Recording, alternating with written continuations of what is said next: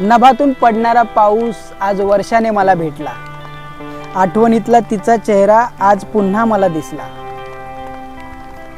स्पर्श तिचा होता गारवा मनाला बिलगला.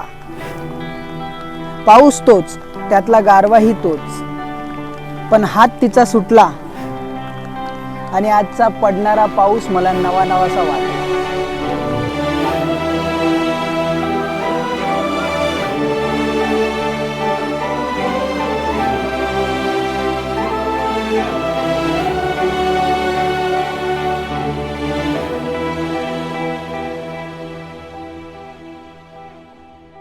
मन झुरत